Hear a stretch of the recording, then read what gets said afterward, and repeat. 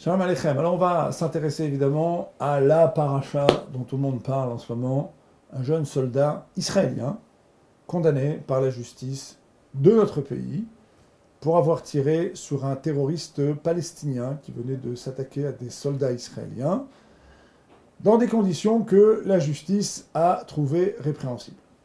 Alors la première chose qu'on peut dire sur cette affaire, c'est d'abord qu'elle a été filmée par B'Tselem. Et en l'occurrence, et sans mauvais jeu de mots, on a B'Tselem contre B'Tzedek. B'Tselem, on fait ici une image, et on a B'Tzedek, on a ici la justice. Si B'Tselem n'avait pas filmé cet événement, ce soldat aurait certainement eu droit à une réprimande sur le plan militaire, il aurait peut-être été renvoyé de l'armée, il aurait peut-être eu droit à un procès militaire en bonne et due forme avec une sanction, mais il n'aurait pas eu droit au lynchage politique qu'il a subi au début de son affaire, avant même que la justice ne commence à enquêter sur ces agissements, au lynchage médiatique international dont il a fait l'objet. Il n'aurait pas eu droit au lynchage judiciaire qu'il a subi depuis maintenant quelques mois, et il n'aurait pas eu droit à ce qu'il subit maintenant, voir se lever des gens qui disent que finalement, eh bien, ça lui convient très bien de se retrouver en prison. Donc il y a ici, dans la manière dont les choses se sont déroulées, une espèce de disproportion qui est tout à fait flagrante. En l'occurrence, il s'agit d'un soldat qui tire sur un terroriste palestinien dans des conditions que la justice va trouver répréhensibles, mais dans des conditions qui, tout au long du procès, n'ont cessé d'être douteuses. Il y avait les arguments de la défense, il y avait les arguments de la praklitout, donc du procureur de l'État, mais quand on fait la balance et qu'on regarde les arguments des uns et des autres et qu'on essaye de comprendre dans quel état se trouvent les soldats dans ce type de situation, sur le plan de l'adrénaline, sur le plan psychologique, sur le plan de leur capacité opérationnelle, lorsqu'on essaye, non pas de se comporter comme B'Tselem, mais qu'on essaye de réellement photographier instant après instant la manière dont un jeune soldat entraîné au combat se retrouve dans les rues de Hebron à devoir gérer une situation dans laquelle donc un terroriste a attaqué, on comprend que sur le plan psychologique, les choses ne sont pas aussi simples et aussi caricaturales que la presse veut le présenter. Donc ça, ce sont les faits déjà qui montrent qu'il y a déjà une disproportion et qu'il y a ici quelque chose de littéralement scandaleux dans la manière dont ce soldat juif a été traité. Ça, c'est le premier point. Deuxième point, il y a un fait qui est plus problématique cette fois-ci pour nous tous, qui est ce qu'on appelle le fait moral. Vous savez que dans Tzahal, il y a une idéologie qui s'appelle l'idéologie du Tohar HaNeshek. C'est-à-dire qu'on va tout faire pour que l'usage des armes soit ciblé et qu'on fasse le moins possible de dégâts collatéraux dans les opérations militaires. On va également former les soldats à ne pas tirer n'importe comment et à se comporter en toutes circonstances avec une certaine retenue, avec une certaine éthique. Il y a donc ce discours et cette idéologie qui est enseigné aux soldats. Je dis une idéologie parce que c'est un drapeau idéologique ici que l'on brandit en toute occasion pour justifier donc du fait que Tzahal est une armée qui est morale. Et c'est précisément ce drapeau-là qui aujourd'hui se retourne contre ce jeune soldat. Pourquoi ? Parce que ce drapeau et cette idéologie disent qu'on ne tire pas sur un homme qui est au sol. Mais en l'occurrence, il s'agit d'un terroriste qui s'est attaqué à des soldats au cœur d'une vague terroriste dans laquelle on s'est attaqué à la fois à des soldats et à des civils, de la part d'organisations terroristes qui se sont fixées comme objectif d'attaquer prioritairement des civils, de la part d'organisations terroristes pilotées par des organisations terroristes internationales qui ont pour but avoué d'en finir avec l'État d'Israël, de provoquer la ruine de l'État d'Israël, qui soutiennent des États comme l'Iran, qui sont des États génocidaires. Donc, quand on veut essayer de juger ce fait, quand on veut essayer de comprendre un petit peu ce qui se produit, il faut comprendre que quand on parle de morale et qu'on parle de faits militaires et de guerre, il y a dans la cohabitation entre ces concepts quelque chose qui, si ça n'était pas triste, pourrait presque être tragicomique. Que vient faire la morale là-dedans ? On a interviewé, il n'y a pas longtemps, dans un reportage qui est passé sur Arte, des responsables du Shabak. Les responsables du Shabak sont des gens qui mènent une guerre contre des terroristes.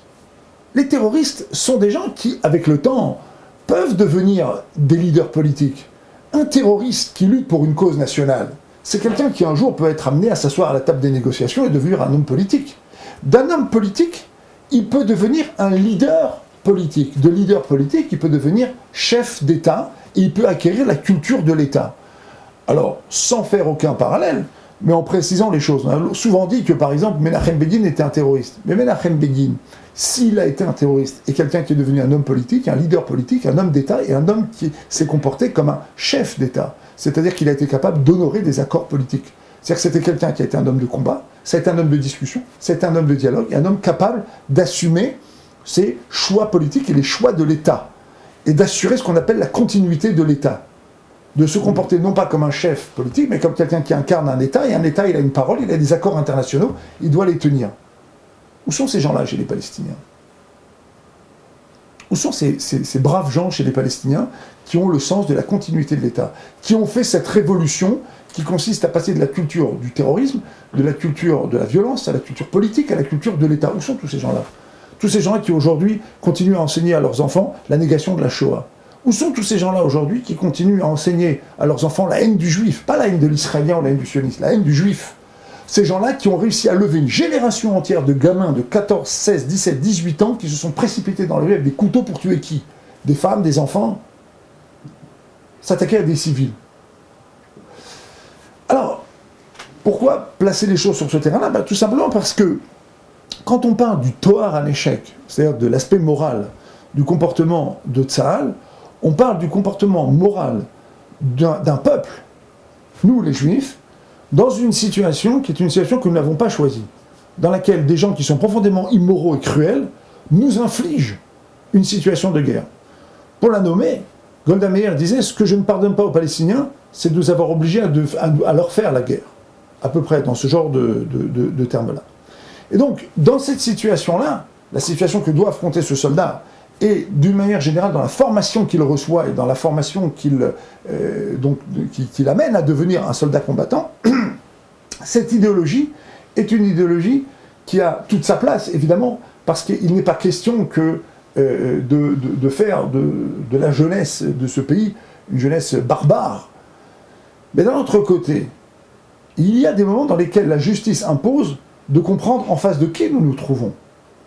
Et ce n'est pas la première fois que des décisions de justice tiennent compte du contexte dans lequel le soldat agit et des ennemis qu'il avait en face de lui. On peut penser que cet acte, la manière dont il a agi, est répréhensible. La justice a pensé qu'il est répréhensible.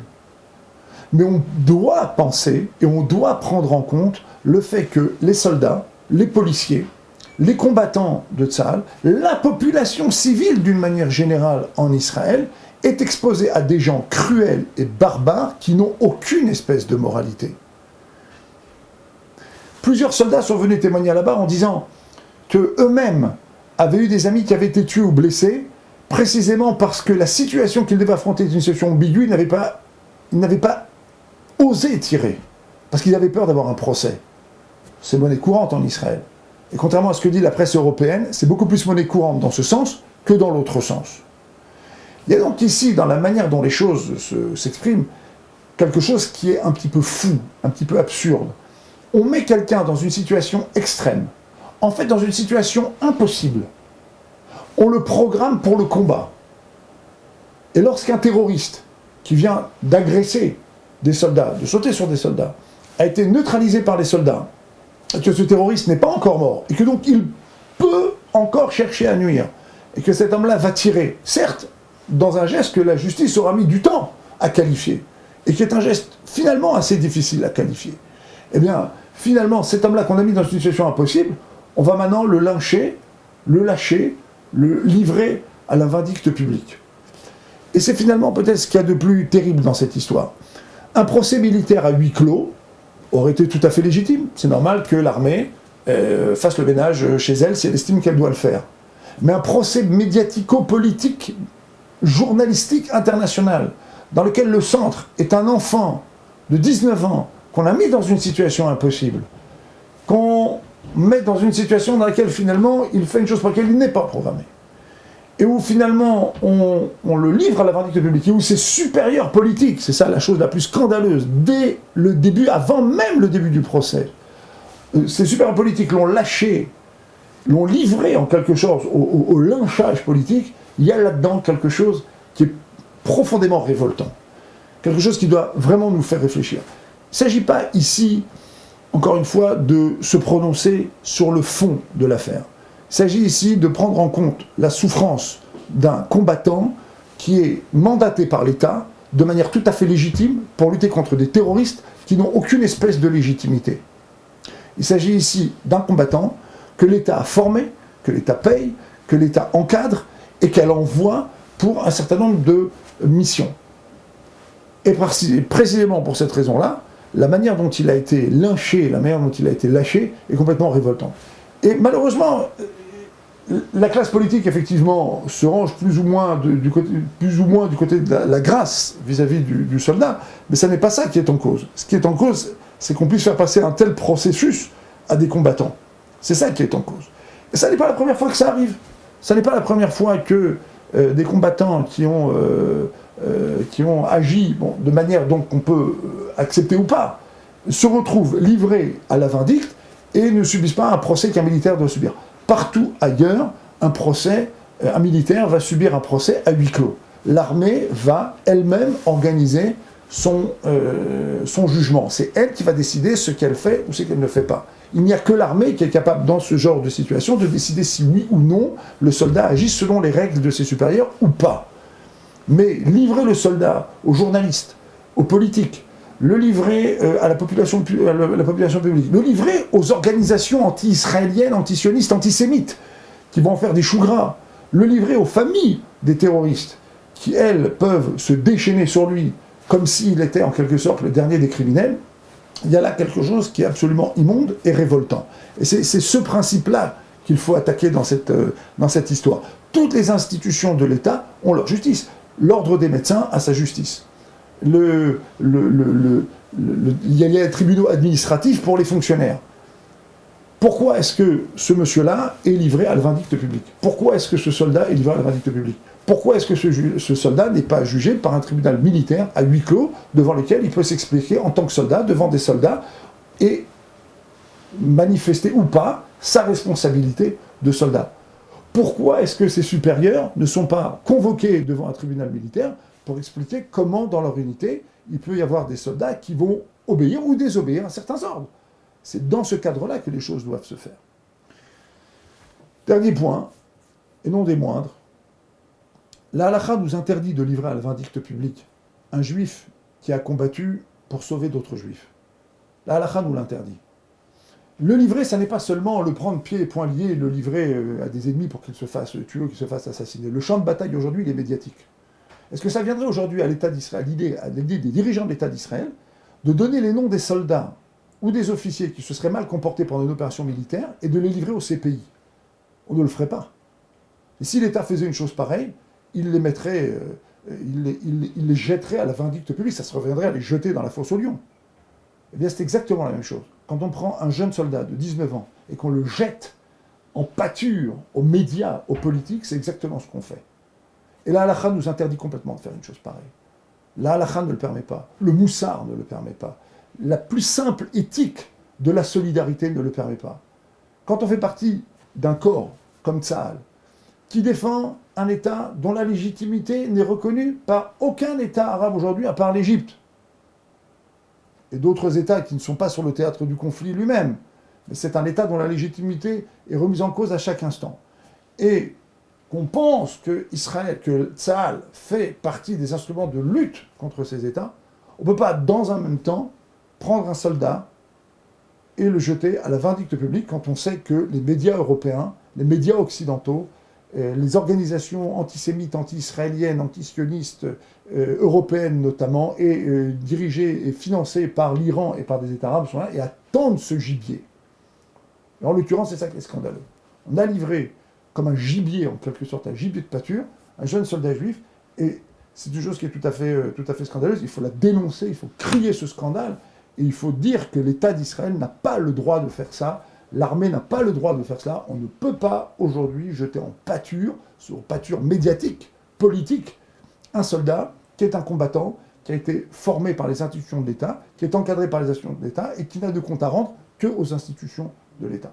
Voilà peut-être ce qu'on peut dire sur cette affaire pour l'instant, en souhaitant que le date, le discernement reviennent assez rapidement aux dirigeants qui ont la possibilité d'obtenir la grâce de Elor Azaria, et que par la suite, eh bien, il puisse lui-même, dans un travail personnel qu'il fera, lui vis-à-vis de lui-même, lui vis-à-vis de son créateur, et lui vis-à-vis des gens qui représentent pour lui une valeur morale, ou une valeur spirituelle, ou une valeur humaine, eh bien, qu'il puisse s'expliquer, et qu'il puisse lui-même construire sa personnalité. Il faut savoir que combattre dans les rangs de Tsahal, ça n'est pas toujours voir des choses très agréables, ça n'est pas voir des choses qui laissent l'individu indemne, et on n'a pas le droit, et surtout dans les unités combattantes, d'ajouter à ces difficultés psychologiques, d'ajouter en plus la difficulté de la trahison, tout simplement.